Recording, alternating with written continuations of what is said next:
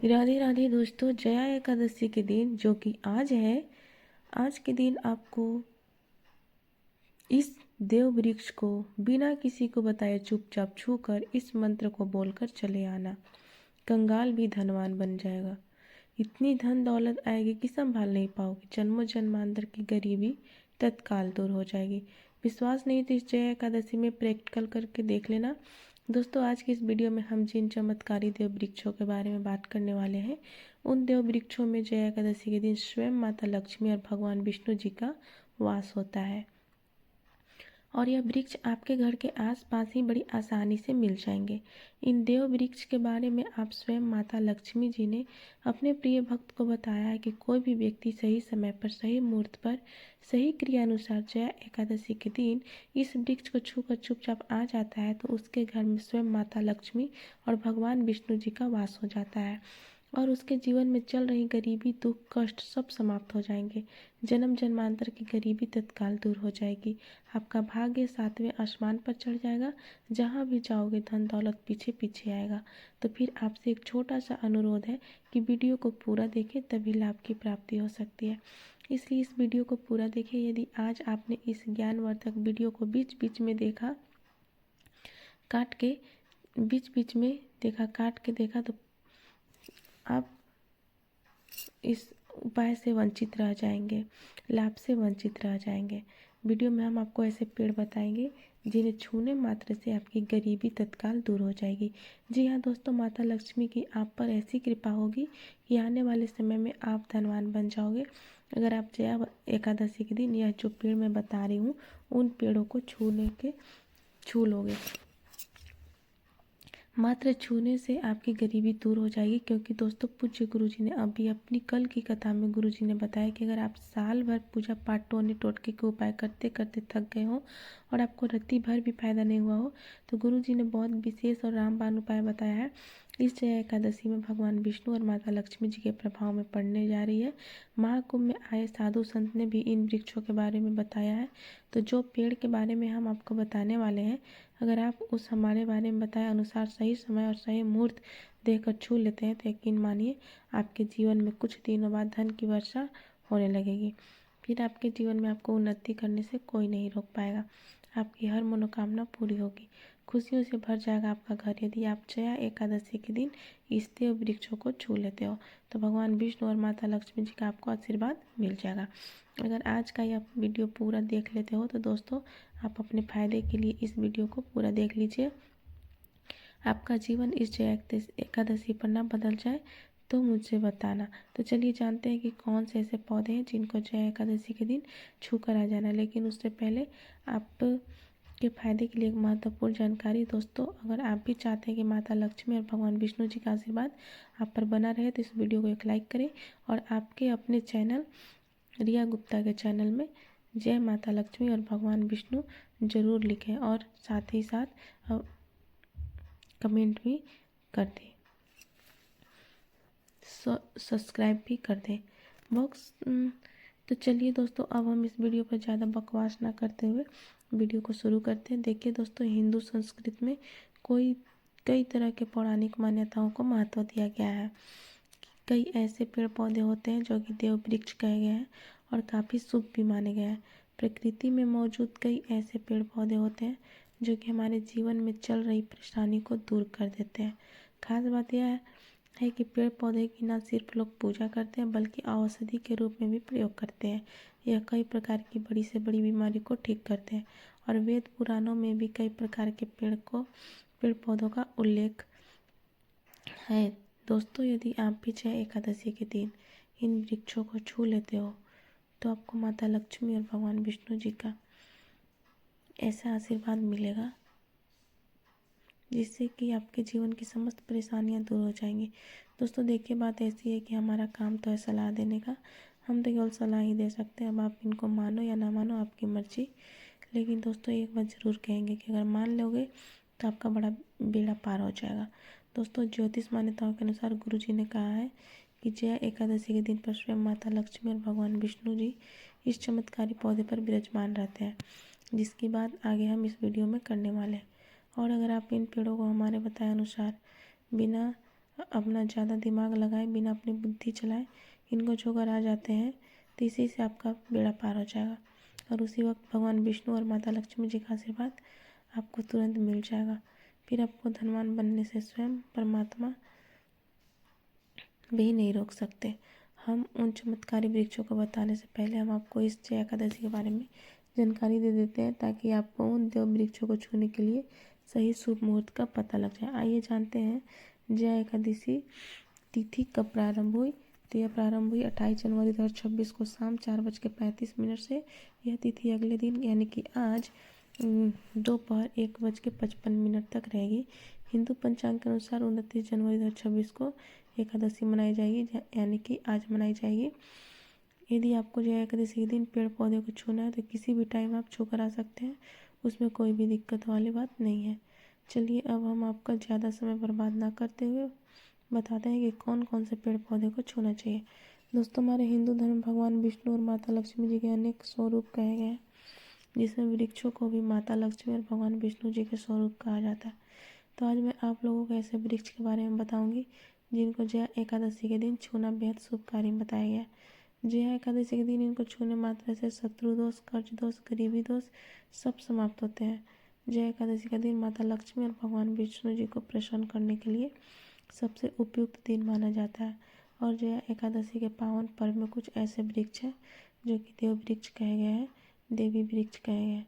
यह माता लक्ष्मी और भगवान विष्णु जी के स्वरूप होते हैं, माता लक्ष्मी के स्वरूप होते हैं। और हमारे धर्म में पेड़ पौधे को देवी देवता मानकर हम इनकी पूजा करते हैं, और हमें पूजा भी जरूर करनी चाहिए। विज्ञान भी कहता है पेड़ पौधे मनुष्यों को फ्री में प्राणवायु प्रदान करते हैं, और पेड़ पौधे हमें ऑक्सीजन देते हैं, और हमारे जो कार्बन डाइऑक्साइड होता है उसे ग्रहण करके सभी प्रकार की जितनी भी नकारात्मक चीज़ें होती हैं उसे अपने अंदर में स्वयं सोख लेता है और हमें ताजगी प्रदान करता है।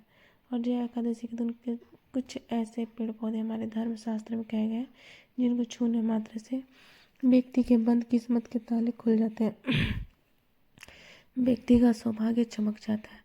हमारे शास्त्रों में पेड़ पौधे को बहुत ही गुणकारी कहा जाता है, क्योंकि इनमें साक्षात माता लक्ष्मी और भगवान विष्णु जी का वास होता है। अनेक बीमारियों का उपचार पेड़ पौधों में ही छुपा हुआ है। पेड़ पौधों में कई जड़ी बूटियाँ पाई जाती हैं, और माता लक्ष्मी ने स्वयं कहा है कि वृक्षों में मैं पीपल का वृक्ष हूँ। पीपल के वृक्ष को वृक्षों का राजा कहा जाता है, क्योंकि पीपल वृक्ष की जो आयु होती है सबसे ज़्यादा होती है, सबसे अत्यधिक होती है। पीपल वृक्ष सर्वशक्तिमान होता है, पूजा पाठ में अत्यधिक इसका महत्व होता है।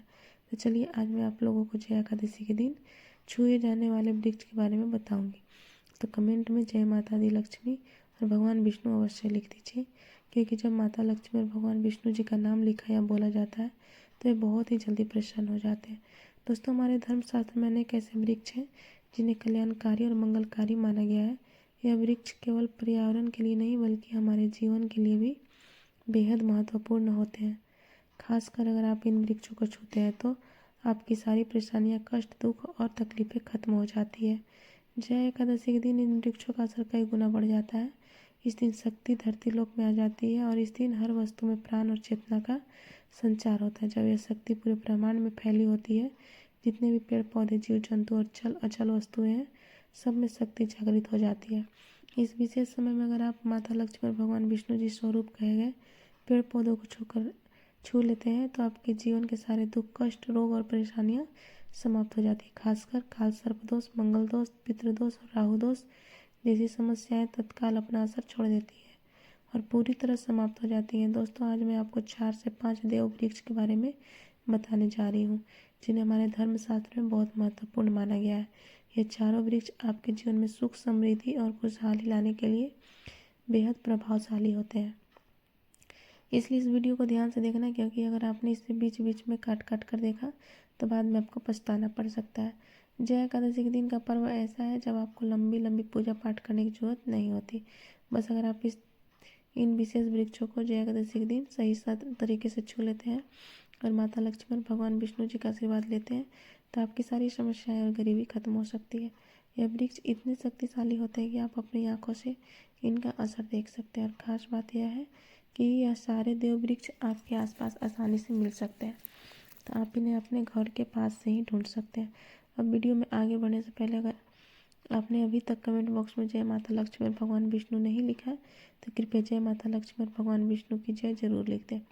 इससे हमें बहुत अच्छा लगता है जब आप हमारे वीडियो में कमेंट करते हैं और उसे लाइक करते हैं। इससे हमारा मनोबल बढ़ता है और हम और भी अच्छी जानकारी आपके लिए लेकर आते हैं। तब हम बात करते हैं कौन से वे 3 वृक्ष हैं जिन्हें हम जया एकादशी के दिन छूकर आना चाहिए। यह वृक्ष न सिर्फ आपके जीवन को खुशहाल बनाते हैं बल्कि आपकी गरीबी और दुख दर्द को भी समाप्त कर देते हैं। इसलिए मैं चाहूँगी कि आप सब जया एकादशी के दिन इन वृक्षों की पूजा जरूर करें और इन्हें छुएं, क्योंकि इस दिन वृक्षों की पूजा करने से आपको अनगिनत लाभ मिल सकते हैं। चलिए दोस्तों, हम जानते हैं कि वे देव वृक्ष कौन से हैं जिन्हें छूने से हमारी गरीबी खत्म हो जाती है और जीवन में सुख समृद्धि का आगमन होता है। पहला वृक्ष है बेल का वृक्ष, जिसे हम खासतौर पर पूजा में इस्तेमाल करते हैं। जया एकादशी के दिन बेल का पेड़ सबसे महत्वपूर्ण माना जाता है। माता लक्ष्मी और भगवान विष्णु जी को बेल के पत्ते अत्यंत प्रिय हैं और उन्हें मंदिर में बेल पत्र अर्पित करने से विशेष पुण्य की प्राप्ति होती है। बेल का वृक्ष भगवान विष्णु और माता लक्ष्मी जी के पूजन के लिए अत्यधिक पवित्र माना जाता है। बेल के पत्तों का उपयोग भगवान विष्णु और माता लक्ष्मी जी के पूजन में विशेष रूप से किया जाता है। बेल का वृक्ष माता लक्ष्मी के स्वरूप माना गया है, यानी यह माता लक्ष्मी और भगवान विष्णु जी के स्वरूप है। इस वृक्ष में भगवान विष्णु और माता लक्ष्मी जी का वास होता है। स्कंद पुराण की कथा में कहा गया है कि बेल वृक्ष की जड़ में, गिरजा तनों में, माहेश्वरी शाखाओं में, दक्षिणा यानी पत्तों में, माता पार्वती फलों में, कात्यायनी फूलों में, गौरी और इस वृक्ष के संपूर्ण शरीर में माँ लक्ष्मी जी का वास होता है।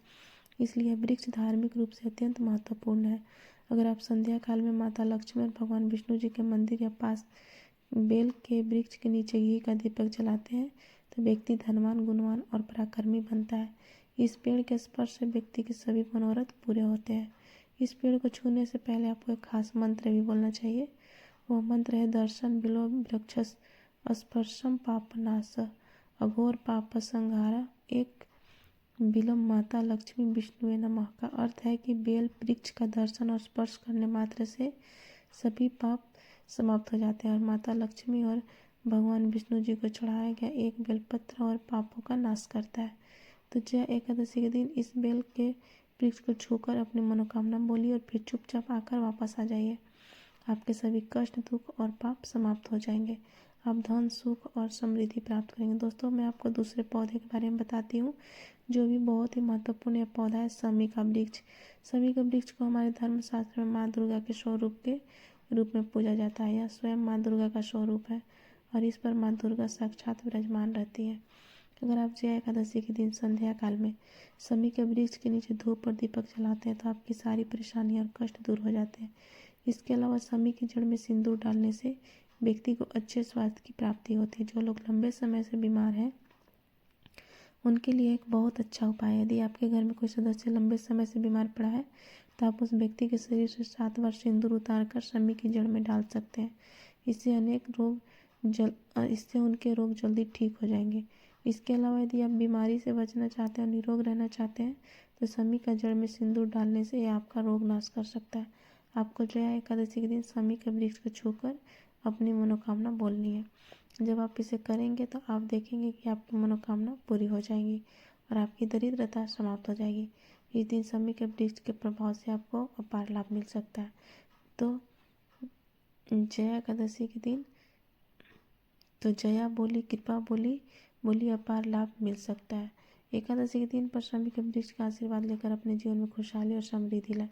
दोस्तों, अब हम बात करेंगे तीसरे वृक्ष की, जिसे देव वृक्ष भी कहा जाता है। वृक्ष पारिजात का वृक्ष। पारिजात का वृक्ष समुद्र मंथन से उत्पन्न हुआ था और इसे देवराज इंद्र के नंदन वन में स्थापित किया गया था। बाद में भगवान कृष्ण ने इस वृक्ष को मानव कल्याण के लिए धरती पर लाया था। यह वृक्ष माता लक्ष्मी का स्वरूप माना जाता है क्योंकि माता लक्ष्मी भी समुद्र मंथन से उत्पन्न हुई है। यह माना जाता है कि अगर किसी व्यक्ति के शरीर में थकान या पीड़ा हो या व्रत के दौरान परेशानी हो तो शाम के समय पारिजात के वृक्ष को छूने से यह सारी परेशानियां दूर हो जाती। आप जया एकादशी के दिन जब भी समय मिले इस वृक्ष को छू सकते हैं और विशेष लाभ प्राप्त कर सकते हैं। अगर आप इस वृक्ष के नीचे जया एकादशी के दिन घी का दीपक जलाते हैं और इसकी जड़ में थोड़ा सा सिंदूर डालते हैं तो आपके सभी प्रकार की मनोकामनाएं पूरी हो सकती है। लेकिन आपको एक प्रार्थना जरूर करनी है वह प्रार्थना है कि पारिजात वृक्ष आप माता लक्ष्मी और भगवान विष्णु जी के स्वरूप हैं। कृपया हमारी सारी परेशानियां दूर करें, हमारे घर में माता लक्ष्मी का वास हो, पितृदोष, गृह दोष, लक्ष्मी दोष समाप्त हो। कृपया हमारे जीवन में समृद्धि और सुख की वर्षा करें। यदि आपके घर में धन का आगमन कम हो रहा है और पैसे का व्यर्थ खर्च हो रहा है तो आप पारिजात के 5 फूल लेकर उन्हें अच्छे से सुखाकर एक पीले कपड़े में बांधकर तिजोरी में रख सकते हैं। यह उपाय मंगलवार के दिन या जया एकादशी के दिन जरूर करें। इससे आपके घर में धन की वर्षा होगी और आर्थिक स्थिति बेहतर होगी। तो अगर आप जल्दी धनवान बनना चाहते हैं या आपकी कोई अधूरी कामना है तो इन 3 वृक्षों के बारे में बताए गए उपाय जरूर करें। खासकर यदि आप 3 वृक्षों को छूते हैं तो आपकी मनोकामना पूरी होने से कोई भी व्यक्ति, कोई शक्ति आपके रास्ते में नहीं आ पाएगी। जया एकादशी के दिन उपायों को जरूर करें। यह उपाय आपके जीवन को संवार सकते हैं, आपके कष्ट दूर कर सकते हैं और आपकी किस्मत को चमका सकते हैं। दोस्तों, अब अगले वृक्ष के बाद बताने से पहले आपसे हम एक रिक्वेस्ट करते हैं कि दोस्तों, अगर आप चैनल पर नए हैं तो हमारे चैनल को सब्सक्राइब कर लीजिए, वीडियो को लाइक करें और कमेंट में जय माता लक्ष्मी जरूर लिख दें। तो एकादशी के दिन अगला पेड़ जो है, पौधा जो है वह है पीपल का वृक्ष। पीपल का पेड़ हिंदू धर्म में बहुत ही पवित्र और शुभ माना जाता है। इसे विशेष रूप से भगवान विष्णु से जोड़ा जाता है। पीपल के पेड़ का पूजा करने से पापों का नाश होता है और पुण्य की प्राप्ति होता है। तो दोस्तों, इसको बिल्कुल कीजिएगा। निश्चित रूप से तंत्र और टोटके शक्ति और आस्था पर आधारित होते हैं। इन्हें करने से पहले समाज, धर्म और नैतिकता का ध्यान रखना जरूरी है। कोई भी उपाय करते समय मन, विश्वास और दृढ़ निश्चय होना चाहिए, तभी वे प्रभावी होंगे। अगर आप इन उपायों को करना चाहते हैं तो पूरी श्रद्धा और सावधानी से करें। अगर कोई उपाय आपको झूठा लगे तो आप कमेंट बॉक्स में पूछ सकते हैं, नहीं तो वीडियो को फिर से एक बार देखकर ध्यान से सुन समझ सकते हैं। दोस्तों, इस तरीके से उस उपाय को कीजिए, बड़ा शानदार उपाय है। मिलते हैं नेक्स्ट वीडियो में, तब तक के लिए जय श्री राम, जय बागेश्वर धाम, हर हर महादेव, हर हर महादेव। कमेंट बॉक्स में जरूर लिख देना, वीडियो को लाइक करना और ज़्यादा से ज़्यादा शेयर करना। हर हर महादेव। श्री शिवाय नमस्तुभ्यं। राधे राधे।